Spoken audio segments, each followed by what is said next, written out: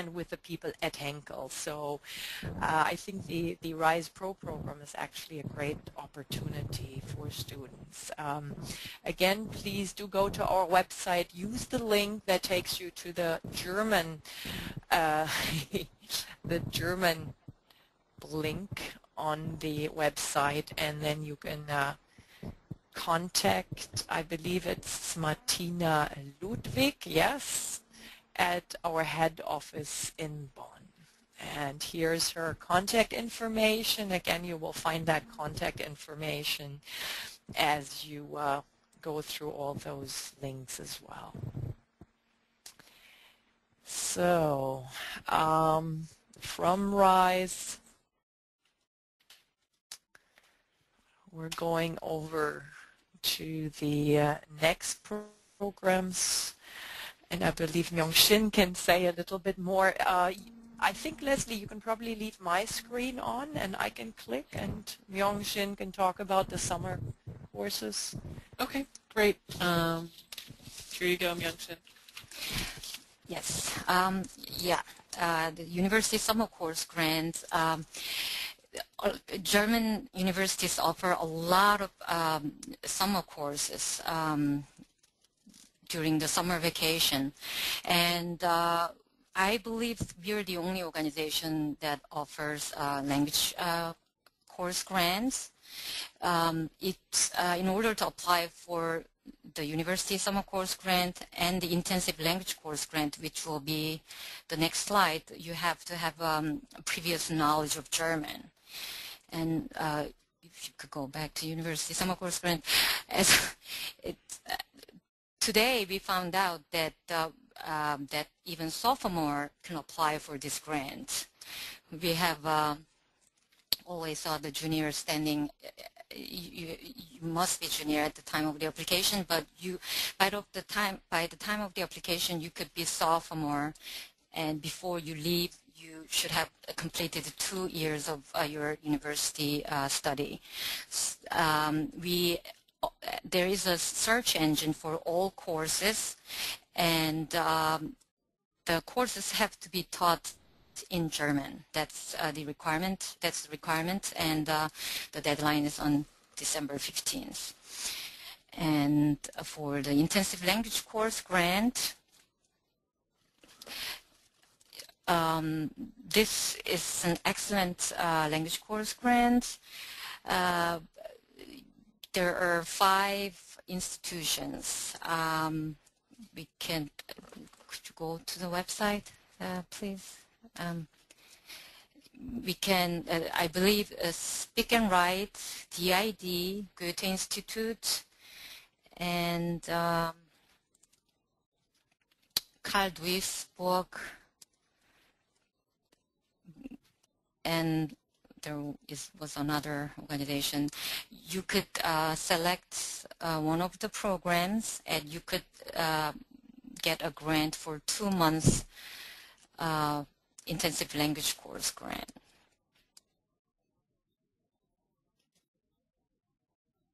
Yeah.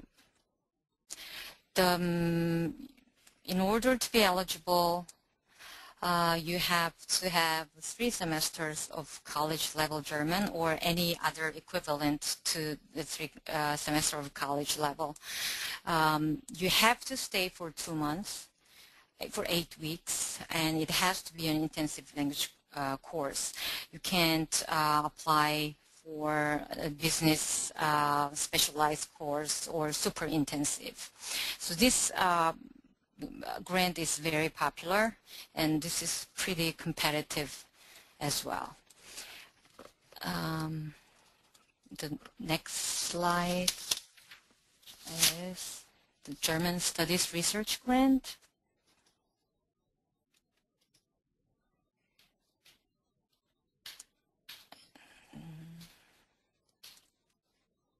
And Leslie, Britt is going to talk about the German Studies Research Grant. Well, I think it's pretty self-explanatory. It's a rather small program, but as you see, you actually have to be nominated by your department. So if you're interested in this program, and this is for people who really specialize in anything related to German studies, you need to find a professor that's supporting your endeavor and that will then recommend you to us. And this is the nomination is more than just a recommendation letter. If you have questions about this grant, you'll find the information on our website, and you can contact our colleague Michael Tomanek. The next program we have that is not just for advanced undergraduates, but also for graduating seniors and for graduate students is the MGIP Bundestag Internship. It actually stands for Emigre Memorial German Internship Program. It's been around since the 1960s. It was funded by Professor George Romoser, an emeritus at the University of New Hampshire. And this is a fairly unique internship as it allows you to spend a short time period, only 2 months at the Bundestag, as opposed to a few of the other programs that exist, and you still get paid, and you get paid fairly well. However, this program is probably our most competitive program, and we only have 4 slots per year for the program. The deadline is coming up pretty much soon, this coming Sunday, and of course it's geared at students in fields that are somehow related to political science, government, and so on. The application process is such that you will actually be interviewed on the phone by at least one, if not several, members of our selection committee, and part of the interview will be in German.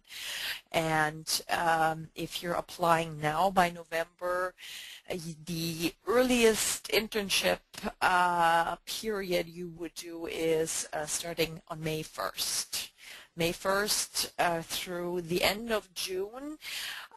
In July, the internships peter out, and July and August is pretty much the summer pause in the Bundestag, so there are no placements. You would then have to go into the fall semester, September, October, November, all good times to intern in the Bundestag. And that's occasionally a problem for U.S. and Canadian students since they are studying. They don't want to lose time. Most of them want to intern in May and June, and sometimes it's difficult to get the placement they are asking for at that time period.